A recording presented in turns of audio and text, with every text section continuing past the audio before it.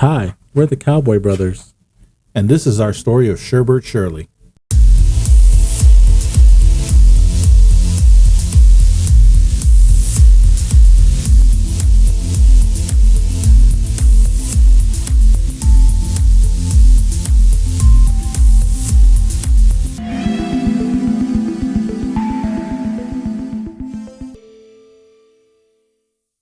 Sherbert sitting in a dim-lit office with only the light coming from a small lamp on the desk. The occasional bright light shines in from the neon sign across the street. My belly was empty, my throat dry, and 2 days stubble covered my face. I needed a job to cover the rent. At 6 p.m., he showed up at my office. I remember the time very well because that's when my shababe would have dinner ready for me, but those days are long gone. The only dinner for me is Chinese food and leftover Chinese food. A bottle of scotch never leaves my desk or unfinished. I hear a gentle knock at my door. Sherbert walks over to open the door to find a man 5'5" with a cowboy hat that hasn't seen a rodeo in years, a belt buckle that faces down. Maybe in his younger years, it was facing forward. Hey, I'm Sherbert Shirley, private detective. Hi, Mr. Shirley. Pleasure to meet you. Sorry to show up this late. I should have called. Called? I was taken back for a second. I got my number from Betty Begay. She said you could help me with my unusual case. Is it? Well, let's have a seat then. Sherbert steps aside, welcoming him into the office, gesturing him to have a seat. Both men sit across from one another. So what's the problem then? Well, it's with my sheep corral. Every morning I count one less than the night before. I started out with 40 of them, and now I'm down to 20. What the? And every morning you have one lesser? Yes, and I don't live near the corral. It's about a 30-minute drive from where I live.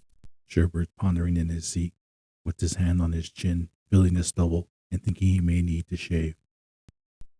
I'm not able to stay the night to see what is happening. Frankly, I'm too scared to even find out on my own. Man, it's scary out there at night. Is that something you can help me out with? Sherbert leans back in his chair to take in all the info as the neon light flashes through the window, breaking his train of thought. Damn, that sounds all scary. Whereabouts is this corral? Well, you go down Route 4. Tex points lips in a kissing motion and nods his head in the direction he is referring to. South for about 10 miles past Curly Rodeo Arena. Then you take a left off the main road. It's marked with an old tire on the side of the road. Then about another 5 miles on some real bumpy roads. Better take your 4x4 if you want to make it. It gets real rough. Dang, I don't even have a 4x4. I'm going to have to ask my grandma to use her truck then. I wonder if grandma will let me borrow her truck again. I know she has trust issues with me since I got her truck stuck in the mud and just left it there. Will you be able to stay out there to see what's going on?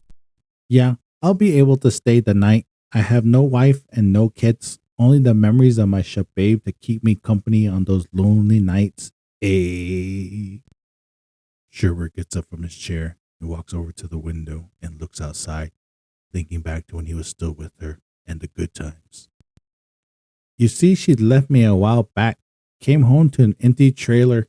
Only the thing left was a note saying, "Your real shababe is your work, and she's cruel and heartless like you." I said to myself, damn, shot to the heart. Sherbert turns back to Tex, casting a shadow from the neon lights. So staying the night won't be a problem. Just leave the light on. Sherbert walks back to his desk and takes a seat. What should I charge him for my services? This is different from my other cases. Never had to find a sheep stealer. Sherbert glances over to the letters on his desk that read past due in big bright red letters. The only thing in his office that shines bright is a reminder of what he needs to do. We'll have to discuss pay. But of course, I was not expecting you to do this from the kindness of your heart. I am thinking 500 ought to be enough, and maybe I'll add a sheep for you to butcher. Sherbert gives a half-hearted laugh at his comment, but has no plan to entertain his offer. Well, having to stay overnight a few days, I'm going to need $400 up front. and another 400 after I find the culprit or culprits. If he agrees to this, I might be able to catch up on rent for a change and not have to dodge the boss lady at the first of the month. Tex sits back in his seat, thinking about the cost and wondering if his sheep is all worth this now. Meanwhile, Sherbert looks anxious. 400 to start, and then 400 when you're done? I really hope he takes the deal.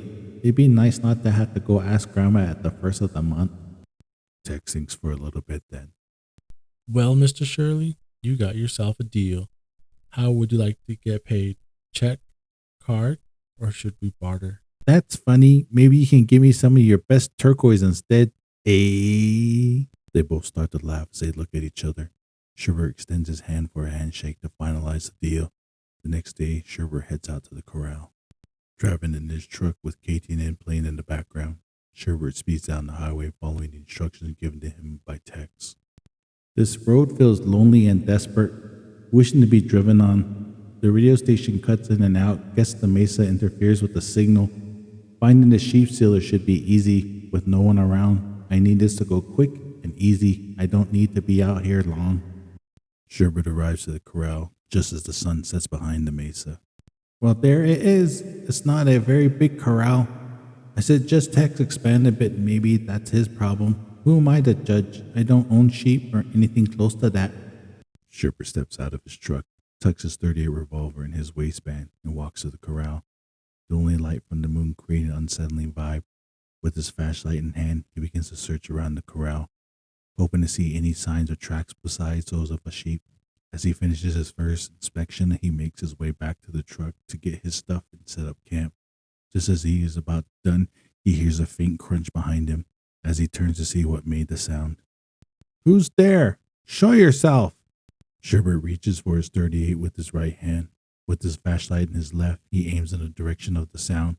As he turns in that direction to see the two big yellow eyes staring back at him. Tex?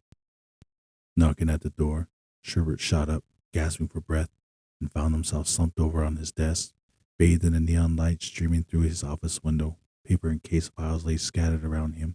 He rubbed his temples, trying to shake off the eerie sense of deja vu. There was knocking at his door.